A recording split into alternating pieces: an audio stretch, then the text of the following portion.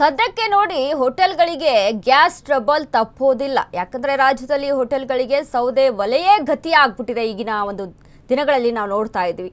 But ಸದ್ಯಕ್ಕೆ ಮಾತ್ರ ಈ ಸಮಸ್ಯೆಗೆ ಪರಿಹಾರ ಸಿಗೋದಿಲ್ಲ. ಇನ್ನೂ ಒಂದು ವಾರ ಹೋಟೆಲ್ಗಳಲ್ಲಿ ಸಿಲಿಂಡರ್ ಸಮಸ್ಯೆ ಆಗುತ್ತೆ. ಸದ್ಯಕ್ಕೆ ಹೋಟೆಲ್ಗಳಿಗೆ ತಪ್ಪೋದಿಲ್ಲ ಗ್ಯಾಸ್ ಟ್ರಬಲ್. ರಾಜ್ಯದಲ್ಲಿ ಹೋಟೆಲ್ಗಳಿಗೆ ಸೌದೆ ಒಲೆಯೇ ಗತಿ. ಇನ್ನೂ ಒಂದು ವಾರ ಹೋಟೆಲ್ಗಳಿಗೆ ಸಿಲಿಂಡರ್ ಸಮಸ್ಯೆ ಎದುರಾಗುತ್ತೆ. ಹೋಟೆಲ್ಗಳಿಗೆ ಸರಿಯಾಗಿ ಪೂರೈಕೆ ಮಾಡಲಿಕ್ಕೆ ಆಗ್ತಿಲ್ಲ. ಬೆಂಗಳೂರಲ್ಲಿ ಸಚಿವ KH ಮುನಿಯಪ್ಪ ಹೇಳಿಕೆಯನ್ನ ಕೊಟ್ಟಿದ್ದಾರೆ. ಆಸ್ಪತ್ರೆಗಳು, ಶಿಕ್ಷಣ ಸಂಸ್ಥೆಗಳು, ಏರ್ಲೈನ್ಸ್, ರೈಲ್ವೆ ಕ್ಯಾಂಟೀನ್ಗೆ ಕಮರ್ಷಿಯಲ್ ಗ್ಯಾಸ್ ಪೂರೈಕೆ. ರಾಜ್ಯದಲ್ಲಿ ನಿತ್ಯ 44,000 ವಾಣಿಜ್ಯ ಸಿಲಿಂಡರ್ ಬೇಕು. 20% ನಮಗೆ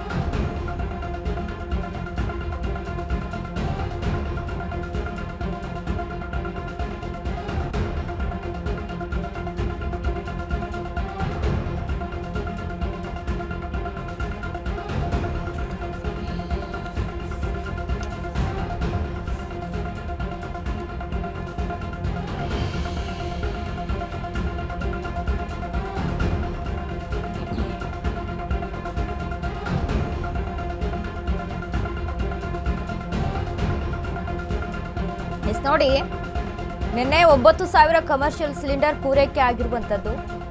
ರಾಜ್ಯದಲ್ಲಿ ನಿತ್ಯ 44,000 ವಾಣಿಜ್ಯ ಸಿಲಿಂಡರ್ ಕಮರ್ಷಿಯಲ್ ಬೇಕಾಗುತ್ತೆ. ಬಟ್ ಇಲ್ಲಿ 9,000 ಕಮರ್ಷಿಯಲ್ ಸಿಲಿಂಡರ್ ಪೂರೈಕೆ ಆಗಿದೆ.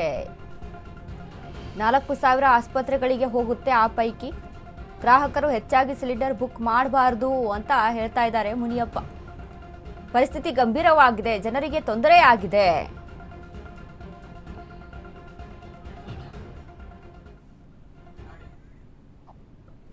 ಕೇಂದ್ರ ಸರ್ಕಾರ ಒಂದು ಆದೇಶ ಮಾಡಿದೆ. ತಕ್ಷಣಕ್ಕೆ ನಾವು ಏನು ಮಾಡಬಹುದು ಈ ವಾರದಲ್ಲಿ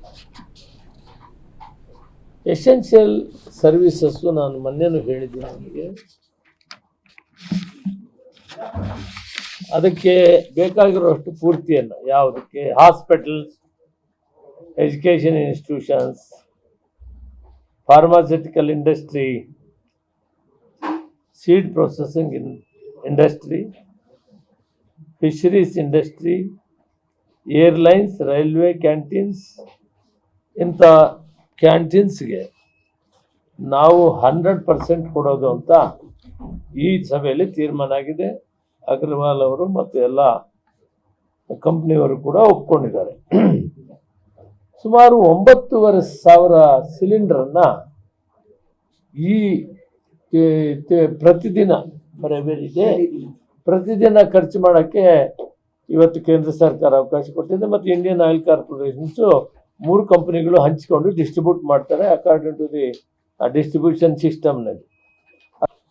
hospitals, education institutions, pharmaceutical industry, seed processing industry, fisheries industries, ಇವೆಲ್ಲಕ್ಕೂ ಕೂಡ essential, airlines, railway canteens, Indira canteen, ಇವೆಲ್ಲ ಈಗ ಹೇಳಿದ್ದಾರೆ.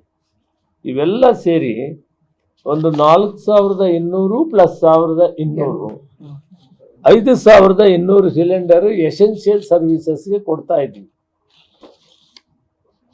ಅದು ಬಿಟ್ಟು ಉಳಿದಿದ್ದಕ್ಕೆ ನಾವು ಆಟೋ ರಿಕ್ಷಾದು ಬಹಳ ಇಂಪಾರ್ಟೆಂಟ್ ಇದೆ. ಅವರಿಗೆ ನಾವೀಗ 40 ಸರ್ವಿಸ್ ಮಾಡೋರ್ಗೆ ಊಟ ಮಾಡ್ಕೊಳ್ಳೋಕೆ ಅವಕಾಶ ಆಗ್ಬೋದು ಅಂತ ಅನಿಸುತ್ತೆ ನನಗೆ. ಯಾಕಂದರೆ ಆ ಸರ್ವಿಸ್ ಮಾಡೋರು ಊಟಕ್ಕೆ ಎಲ್ಲಿ ಹೋಗೋಕ್ಕಾಗಲ್ಲ. ಒಂದು ವಾರ ಇದನ್ನು ಸುಧಾರಿಸ್ಕೊಂಡ್ರೆ ಬಹುತೇಕ ಮೂಮೆಂಟ್ ಚೆನ್ನಾಗಿದೆ.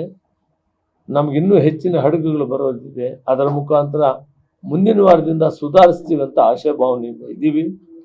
ಆದ್ದರಿಂದ